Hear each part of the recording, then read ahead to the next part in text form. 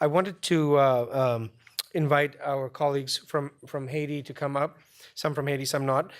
Brian Concannon, Mario Joseph, and Beatrice Lindstrom, all from the Institute for Justice and Democracy in Haiti, who were largely responsible for launching the case around the UN activities in Haiti.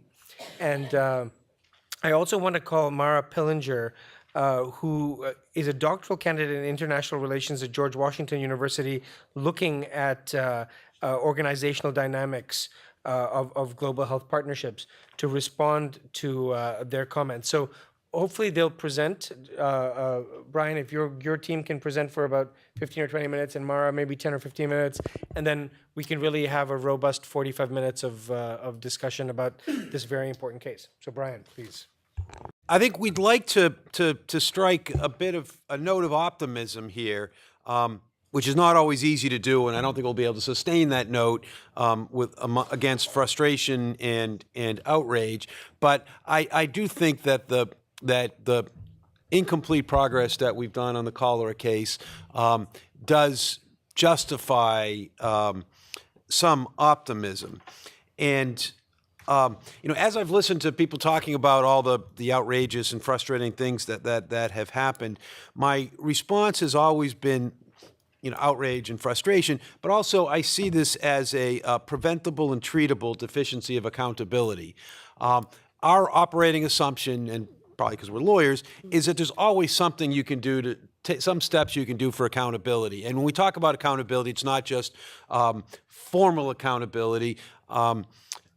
We heard from Mona and Roger yesterday a lot of the limitations of formal mechanisms, and we run into those limitations all the time. But we look at accountability much broader as anything that will help someone who's been injured by a deficiency by someone doing something wrong, and that will also punish the wrongdoer, preferably in a way that deters future objectionable contact.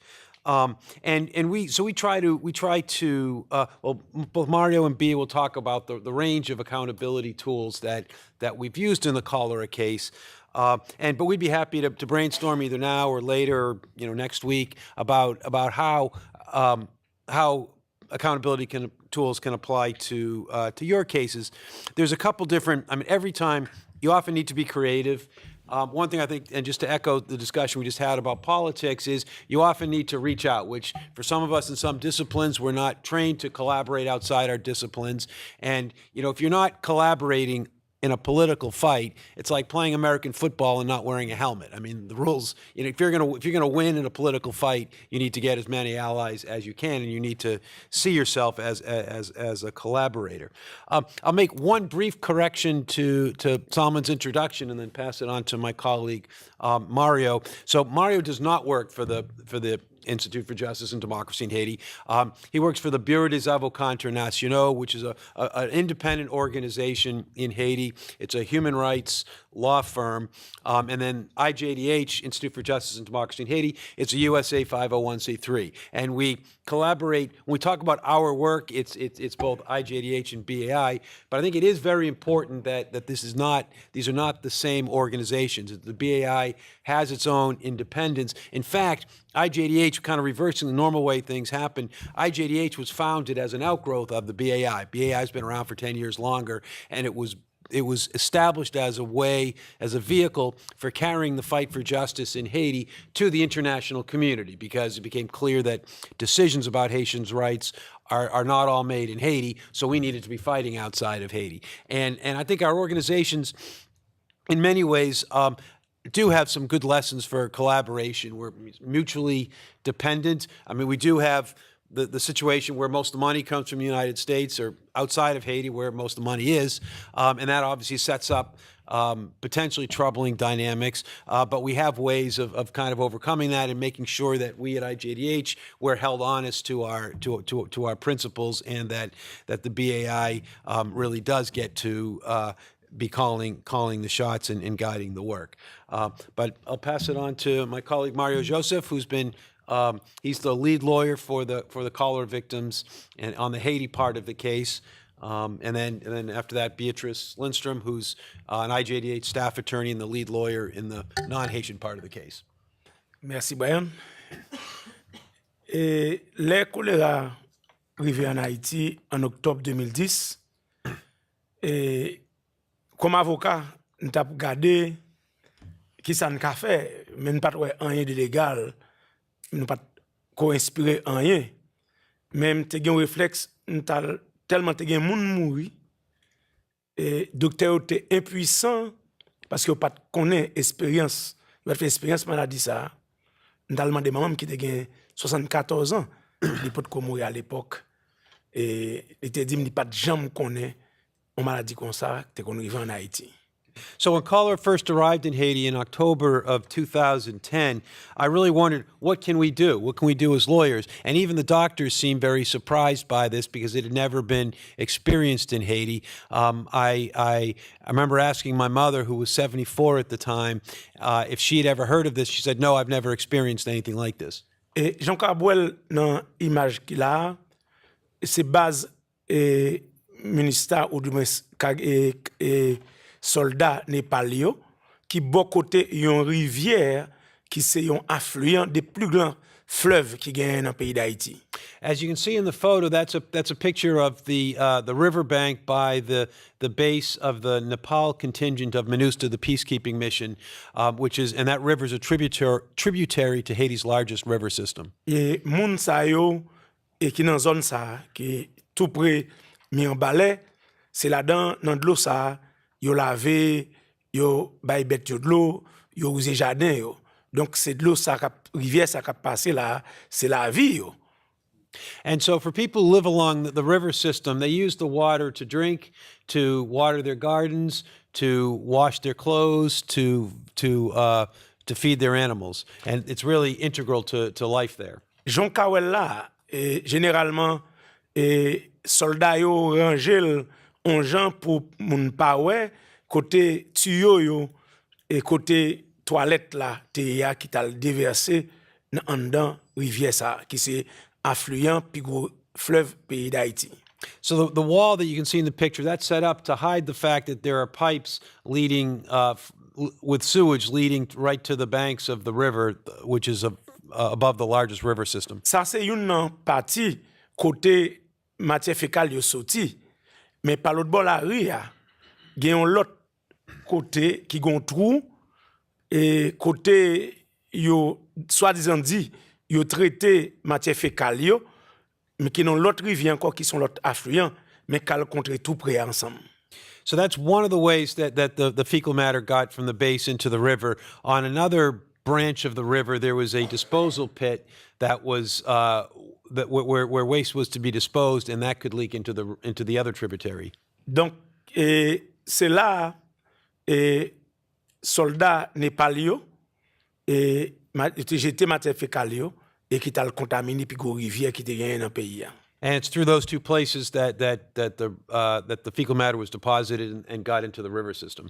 Mais il était évident pour tout le monde et dans le mois d'octobre 2010, novembre 2010, les en pile monde a mouru que c'est une maladie parce que tout le monde connaît et au Népal maladie choléra est endémique.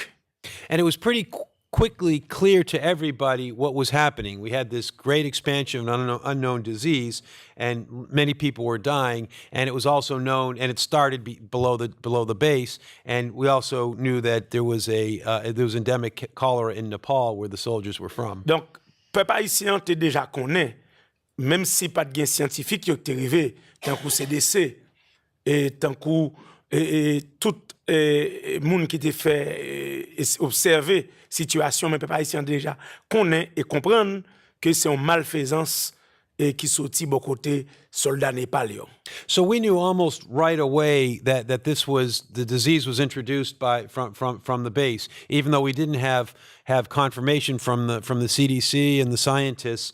We did have our observations, and we knew where the sewage came from. Et journalistes et tout le monde qui était dans la zone, était clair pour eux, sauf pour les Nations Unies. Et bagay ça sont rumeurs, sont mauvais et causés à des Nations Unies. And even the journalists who investigated and took the pictures we're seeing here just a couple days after the outbreak, they knew it too. It was widely reported. Everybody knew except the UN that kept dismissing it as a rumor. Donc, de mois d'octobre, je pense, moi-même, avec une équipe, nous sommes arrivés dans une zone où il y a plus de monde qui mourit et dans la Tibonite, dans Bokozel. Et il était clair pour nous. Les Nations Unies sont une grande organisation et il y a la bonne réponse. Je ne suis pas capable de faire ça là et ne pas faire rien. And we went to a town called Bokozel not long after the outbreak happened, where in Bokozel there were a lot of people who were getting cholera, and we were talking to people, but we were certain that the UN would respond to this because it was so much harm and it was so clear who was responsible. Nous avons commencé par la Brian avec l'équipe IJDH là, ça n'a fait. Mais je te dis, il pas quoi. Mais nous tout avons observé et comment les Nations Unies a comporté devant criminalité ça, devant méchanceté ça.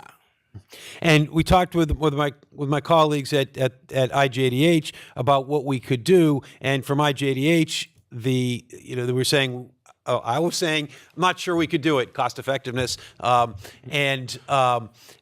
it became clear that we had to do something because it was so bad. Mais épidémiologistes, tant que Renaud Piaou et rapport CDC, et tout est clair et que c'est une méchanceté.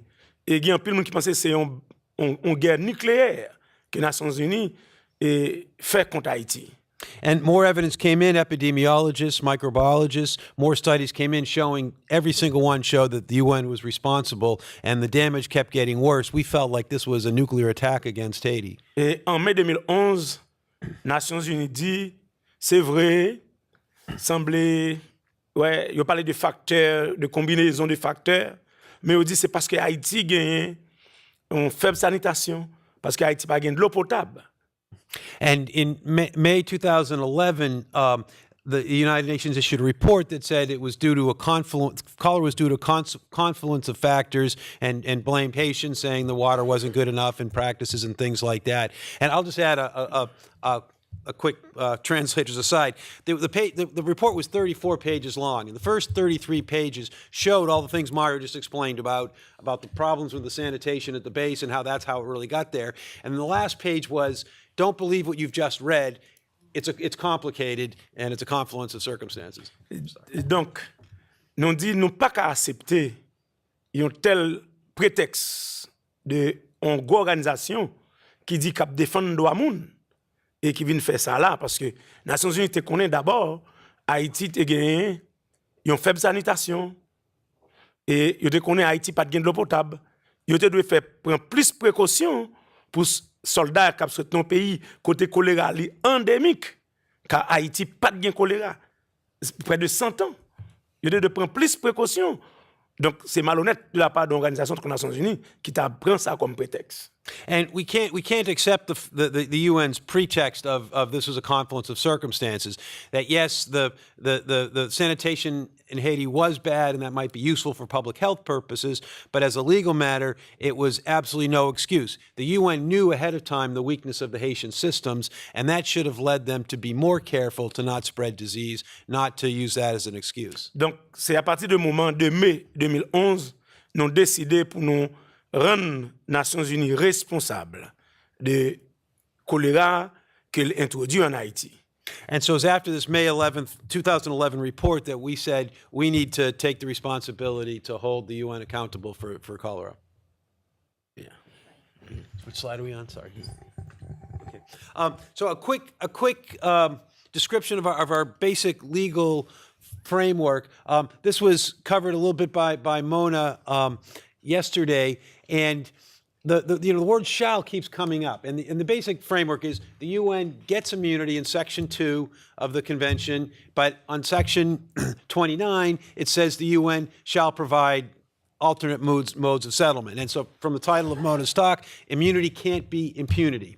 And so we tried to test the UN, and we added an additional twist to what Mona was saying. To us, you have to read the two together. so that it's like a contract where one side of the deal is the UN gets immunity, and they got that extremely generous grant of power in exchange for agreeing in Section 29 to have some process for the victims. And our argument is that if the UN refuses to comply with its obligations, it doesn't get the benefits from that contract. That's an argument that has been endorsed in principle by the European Court of Human Rights, applied against other international organizations, never yet the UN. We think on the facts, this could be, they always kind of try to dodge it if it's the UN. We think on this facts, it couldn't dodge that, except for other reasons. It's hard to get our case into a European court. But we brought a case. We filed a case in a U.S. court, and the U.S. courts rejected that. Before we did that, we first filed we wanted to test the system. We said, okay, you've got immunity, but you also have this obligation. Here are 5,000 complaints, and you've got to deal with them. And as Mona mentioned, perhaps because they felt there was too many, they rejected those complaints. It took them 15 months to write a 2-page letter with really a couple sentences of things that sounded like, it sounded legal. When we first read them, it sounds good. They said it with confidence. We said, oh, this must be some doctrine that we missed. And how did we miss that in our research? And we started research and we couldn't find it. And 6 years later, we're still looking for where that came from, what basis of law that came from. And of course, it isn't. It was made up. And so then, because the UN would not give us their alternate mechanisms, we said, okay, if you won't do that, you lose your ability to claim immunity in courts. And so we filed a lawsuit in U.S. courts, went through a couple of years of that, and just actually probably officially early January, we've been out of that because we lost in the district court. The U.S. government basically carried the UN's water on it, asked the judge to dismiss the case. The judge dismissed the case. We appealed. I thought we made really good arguments. I thought BIA made great arguments at oral hearing, but the appeals court also rejected that. Après choléra, action nous fait BAI, JDH, et peuple haïtien rentrer dans la bataille là. Mais avant m'expliquer rentrer comment peuple haïtien goumé pour nous vivre côté nous là, qui me fait nous connaître qui type de l'État que nous Haïti gagne. So the Haitian people jumped into the battle of fighting for justice for cholera. But before I talk about that, I'd like to step back a little bit and talk about what kind of a state we have, what kind of a government we have. Et jusqu'à ce que Ban Ki-moon, année passée, dit que c'est yo qui responsable pour choléra, plus gros avocat Nations Unies c'était gouvernement haïtien. Right up until the time where Ban Ki-moon acknowledged the UN responsibility last December, the best advocate for the UN in Haiti was the Haitian government. Et m'a pese ba nou exemple sous deux maladies choléra, tout le monde connaît c'est moun qui pi pauvre yo, moun qui malheureux qui vivent dans zone rurale yo, c'est yo qui te gen maladie a. Mais te gen chikungunya ak Zika et maïgouin moustique là et li morde tout le monde. Les morts des premiers ministres, les morts des présidents.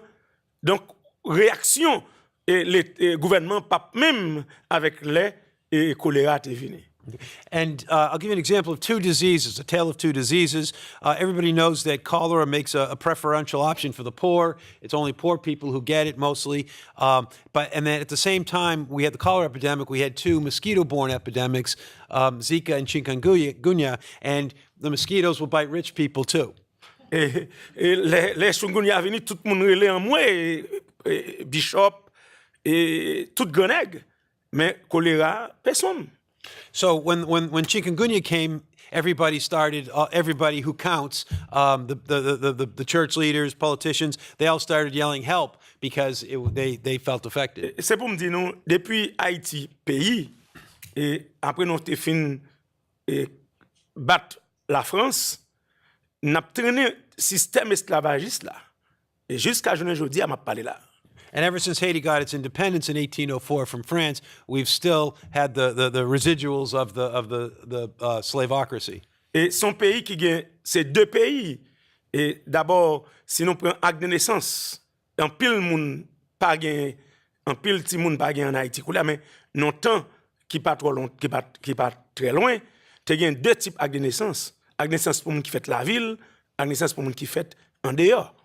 And just an example is even birth certificates. And even today, there's many children who don't get birth certificates. But when they did, up until the very recent past, there were two categories of birth certificates, one for someone who's born in a city and one who's born in the countryside. Et te gen de l'école rurale, l'école urbaine. Ça veut dire, pas de même curriculum pour tout moun yo et tout ti moun qui de gen l'âge pour l'école là. And we even had separate types of schools for rural students and urban students. Dans tout domaine, et discrimination est très fort tout en Haïti. Et là, je suis d'accord avec Mona. Et discrimination, n'est pas seulement internationale, mais elle est nationale tout en Haïti. And across society, we have all sorts of discriminations. And I agree with Mona's point that the discrimination, there's international discrimination, but there's also national discrimination, and that's in all across the country. Par exemple, l'Église catholique, et nous quelques amis te dit non pour nous approcher, yo, parler avec yo. Mais nous n'avons pas de jamais parler cause choléra. Mais yo dit, job yo, option préférentielle yo, c'est pour moun qui pauvre yo. Moun qui pauvre yo, prend choléra, yo pas dit rien. And another example is with the Catholic Church. We've approached the bishops several times to try to get them engaged in the fight for cholera. And although they have officially they have a preferential option for the poor, they still haven't spoken out. Donc, excusez-moi si il y a moun catholique là, hein. Excuse me if there's Catholics here. Yeah, You have to connaître, Mario. Donc, non seulement nous gagnons pour nos batailles contre les Nations Unies qui sont gros organisations et gros pays tant que la France, les États-Unis, nous voulons parler de Conseil de sécurité, mais nous gagnons pour nous travailler en d'un pays qui c'est un gros système qui pas marché pour les gens qui pauvres. And so we need to fight at several levels. We need to fight against the UN, against the influential member states that call a lot of the shots, but we also have to bring the fight to our own country. Et qui t'aime dit non, peuple haïtien engagé dans la bataille choléra. Jean Kawel là, sitting, marche, écrit lettre, et dernier, bon, moun victime te écrit Conseil de sécurité après de 2500 lettres pour t'expliquer problème qui c'est quelle maladie choléra dans corps encore. And so we do a whole bunch of things. We've done protests, letter writing campaigns, press work, and most recently there were 2,500 letters written by cholera victims to the UN Security Council talking about the continuing sequela damage from the illness. Alors qui t'aime tourner d'un coulier non bat non travail non plaidoyer n'a fait avec l'église catholique là. Il y a un pile paye autant qu'on a mis balai et dans Savanette nous sorti l'autre jour dans Sodo qui généralement a parlé cause choléra.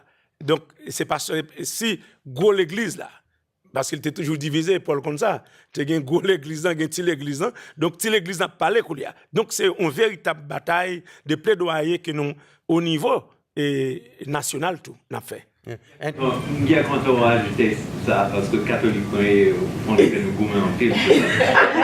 And so, as one of the things that we're actually making some recent progress internally is with the church itself, and the high church, the bishops and the elites are still silent on the matter. But we've been working with what's called the low church, the grassroots priests, and they're starting to speak out. Donc, faut nous comprendre tout contexte. Nations Unies ou bien MINUSTAT arrivé en Haïti. Faut ne pas ignorer les. Et là, m'a dit nous, bon, je connais un pile docteur qui là, je connais comme ça tout un avocat qui fait droit international. Même toujours parler dans forum ça pour me dire pas jamais jouer une personne qui dit il pas d'accord avec moi que en Haïti, sinon pour qui ça en Haïti en 2004, tu as appliqué chapitre 7 là sur Haïti parce que Haïti pas dans la guerre. Haïti pas une menace pour ni Cuba, ni République dominicaine qui voisin non. Nous pas de problème avec eux. Okay. And it's essential to this discussion to bring in the context of why MINUSTA peacekeeping operation was here in the first place. It came to Haiti in 2004, and I know there's lots of lawyers and doctors and educated people in the room, and everybody always keeps asking me, well, how did the mission get there? And it got there under Chapter 7 of the UN Charter, which allows a peacekeeping mission to respond to grave threats to international peace. Haiti's never been a grave threat to international peace. There's no justification there, but there was still a peacekeeping mission. Donc, notre bataille, nous pensons nous faire gros avancée. Et si nous arrivons à faire Nations Unies ou bien Ban Ki-moon, et reconnaître c'est lui qui porte, c'est yo qui porte maladie après 6 ans nan nier responsabilité sur ça. Et jusqu'à présent après fin dit yo d'accord c'est yo, mais yo pas d'accord droit. Encore droit, et particulièrement les États-Unis, pas d'accord droit peuple haïtien gagner, victime choléra gagner pour rejoindre réparation. Donc bataille a ouvri.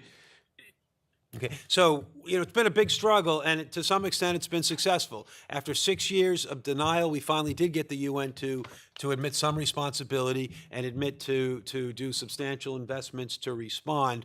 But it's still not. There's still no recognition of the Haitians' rights, including the rights to fair compensations for their injuries. Et pour qui ça, nous obligés à gommer toujours pour une organisation qui fait promotion des droits humains, qui fait promotion de rule of law. And why do we have to keep fighting all of this for all this time against an organization whose reason for being is to promote human rights and the rule Et of law? pour connaître tout le monde qui fait dommage, qui cause et on tort, il mérite réparer monde qui subit tort. And the UN itself is always promoting the notion that anybody who's a victim of a wrong has the right to compensation. Donc bataille la continué et nous toujours dit dans film et bon vinn acteur par force hein, et jusqu'à ce que victime choléra joigne dernier centime non n'a continué bataille avec organisation victime yo, organisation progressiste en Haïti. And so we keep fighting, and there's a movie, Baseball in the Time of Cholera, that I was a reluctant actor in, where I talk about we're going to keep fighting every day until all the victims get justice. So we've spent a fair bit of time during this conference talking about the failures of downward accountability. And I think the cholera case shows, as Mario has expressed, the failures of both the UN and the Haitian government to actually be accountable in practice, even when we see those accountability relationships existing on paper. And so I think ideally we'd have a world where the arrows are running down and they're also running up, so that you have people who can enforce accountability against those who cause them harm and who in theory are there to protect them and represent their interests. And so because those relationships are broken, we wanted to show an image that I think represents more of our perspective on what achieving accountability looks like in practice. And so there's us there in the corner trying to take on this massive organization, the United Nations. But in order to do so, we also had to enlist a vast network of actors that includes people like the public health community, many of whom are here in this room today. And basically, I'm going to go through this quickly here, but to show you that we see that the way that accountability happens is by engaging pretty much any actor we could think of who would have some reason to speak out on this issue, some ability to use their power, whatever that power that might be, whether it's investigating the source of the outbreak, whether it's the Haitian diaspora speaking more directly to the Haitian government, whether it's newspapers, whether it's academic forums like this one, where we can abstract out and bring legitimacy to some of the fights that are happening on the ground. And I think all of this is something that we also see being much more possible today in the 21st century, where we have a democratization of access to information technology, to social media, and we'll see how that has worked in practice. And so to build on what Mario's been saying, I think our understanding of how we got to the point of finally getting the Secretary General to admit responsibility is a combination of the legal efforts, which played a critical role in reframing the issue from one that was solely treated as a humanitarian crisis, as one where Haitians were seen as cholera victims, but not as rights holders, to one where we started to see more of an entering of a conversation around duties and rights. But the legal fight alone, I mean, obviously has resulted in nothing but failure, in the sense that we've lost every legal effort we've undertaken. But at the same time, I think the way that we've been able to see progress is by taking the fight for justice from the courts into the streets, into the halls of power. So just to zoom in on one of these photos, here is the one here in the bottom right corner, which was an effort we did on the 5th year anniversary of the introduction of cholera to Haiti. And it was our recognizing at that point that the cholera issue had gotten really deeply ingrained in questions around legalism, legal technicalities, and wanted to bring it back to questions of humanity and dignity of the victims and the rights of the victims. And so we worked with a partner organization who went out and worked with victims who wanted their photos taken. And we had them blown up in these huge portraits that we then displayed, that victims themselves brought to MINUSTA log base in Haiti and pasted them on the walls of log base. And then we similarly put them up in front of the UN in New York and in front of the UN in Geneva. And this project was called Face Justice, with the idea that you have to face the victims, you have to see them, as we've been talking about. And so that's one of the ways that we've been trying to think about this in sort of a more multidisciplinary way. We've also tried to bring the litigation into the court of public opinion.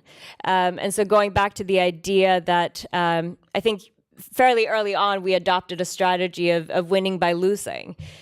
Recognizing the point that was made earlier about, you kind of go into these legal battles often understanding that you may not prevail in the courts, but that there's still a value to going through that process. And what we saw was that when the UN dismissed the claims that we filed, after a year and a half after we filed them, without giving any real explanation as to why they were dismissing the claims, that although that was a loss in legal terms, it actually ended up being an enormous victory for us, because it was the first time that media outlets who for years had been giving the UN the benefit of the doubt, had been covering this story by basically just echoing what the UN was saying about whether they were or were not responsible, all of a sudden understood that they were departing from their own principles. And so these are just some examples of the headlines that we saw in the news following that dismissal.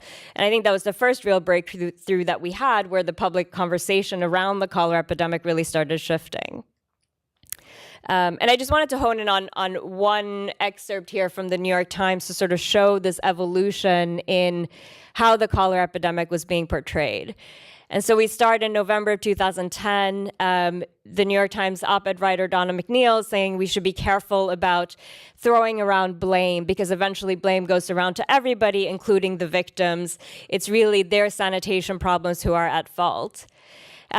From that to 2013, so this was an editorial published by the New York Times a couple of days after we filed our lawsuit in federal court, and you see a complete shift in narrative to all of a sudden recognizing that accountability matters, that the UN has obligations, that there are things that they should be doing to make this right for Haitians.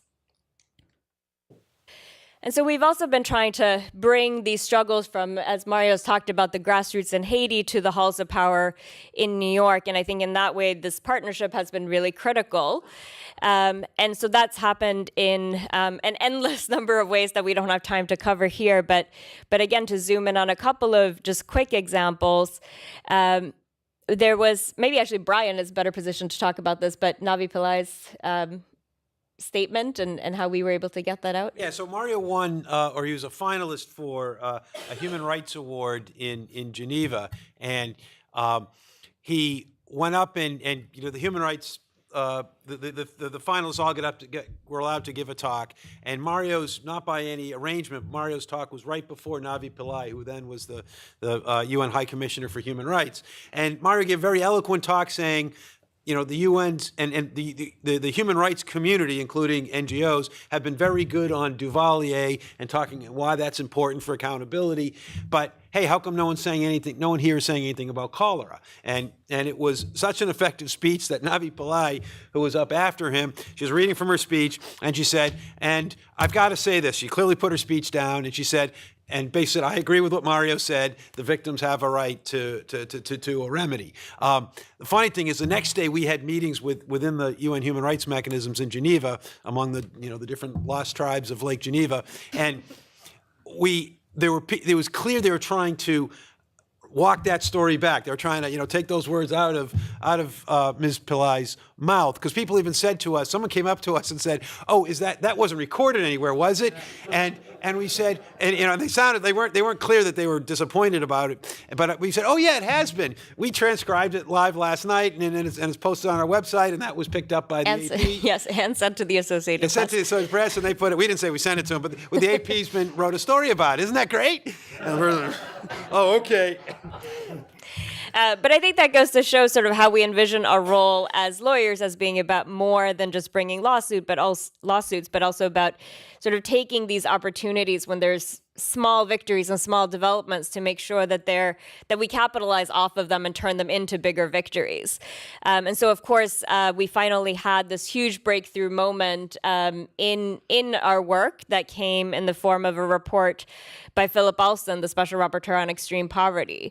But that story is also one that goes back many years, where we first had started by trying to engage the Special Rapporteur on water and sanitation, at first through colleagues that we knew who were mutual friends with her.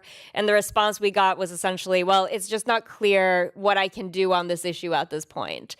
And so we continue to try to pursue that. At one point, she was soliciting civil society input on common violations of the right to water. Now, obviously, the importation of cholera to Haiti is not a common violation of the right to water, but going back to Adme's presentation, we were also trying to find ways to reframe what was happening to make it fit in within these formal procedures. And so we made a submission, and we talked more broadly about how this is just one example of how international organizations and non-state actors have an impact on the right to water, and that we have to be able to address that within the UN Human Rights Special Procedures System. And so she actually then accepted that and included that in her report. And it was sort of one of the first steps that a special rapporteur took to start moving this forward. And similarly, one untold part of the Philip Alston story is that we also approached him a few years earlier and got exactly the same response, that it wasn't clear what he could do to kind of move the issue forward. A lot of people had already been speaking on it, et cetera. But I think from our perspective, one of the big things that shifted was the fact that there was increased media attention. It became less and less controversial for people to take a stand on this issue.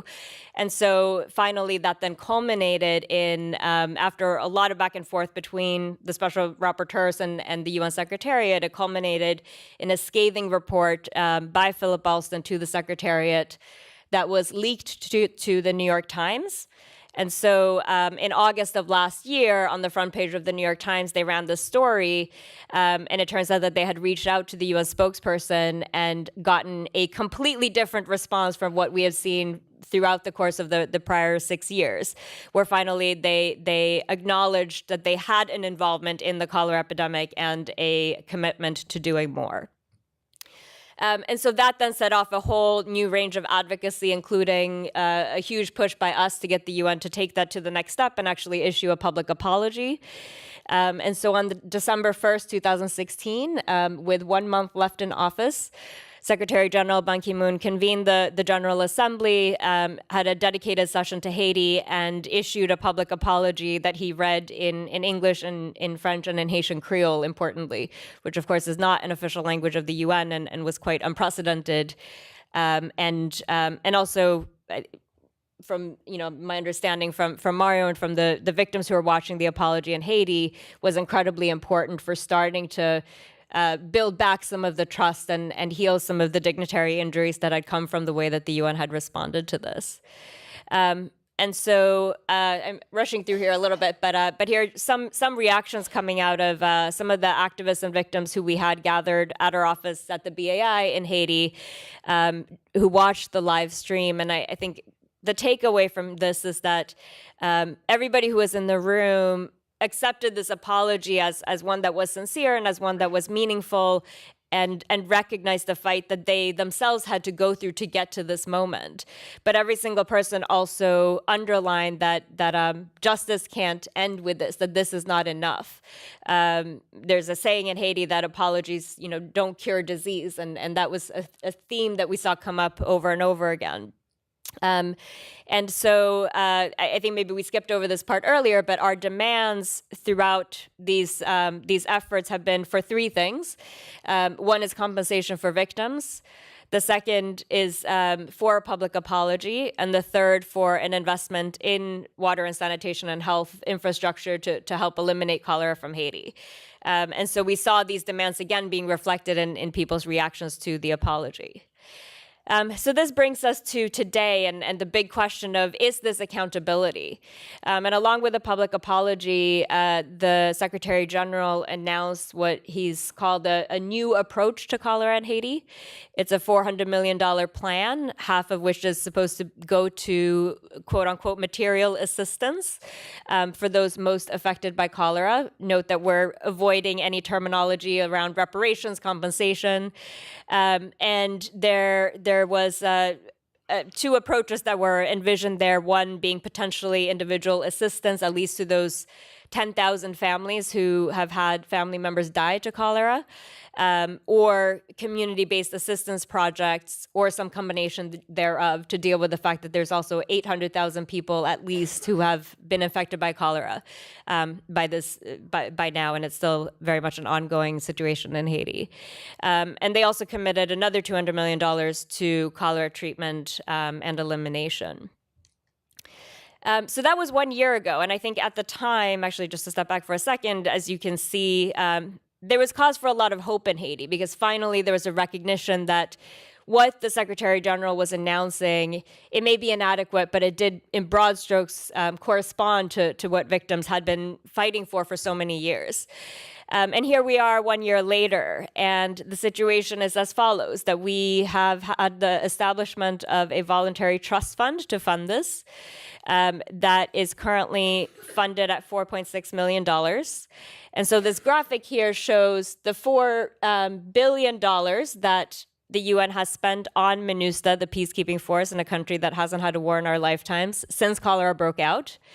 The $400 million that's aspired for the cholera response, and you can't even see it, but the $4 million that's actually been raised to date to deal with that. Despite promises that there would be consultations with victims, and that's been our number one demand for the last year, has been you have to go to Haiti, you have to talk to impacted communities, you can't make decisions about what justice looks like now without engaging them. There has not been a single meeting that we're aware of that actually has happened between UN officers engaged on this issue and cholera victims, to the point where when the Security Council came to Haiti in June, we had to essentially sneak in a victim so that the victim could come and speak directly to the Security Council members. And meanwhile, in the absence of that participation, we're seeing policymakers in New York increasingly turn towards a preference for community projects without any kind of engagement with those who are most affected. And so major questions around, is this justice? Is it accountability? Or is it a public relations initiative to try to make the issue go away? But as Mario has said, we won't let them. So the fight continues. Thank you.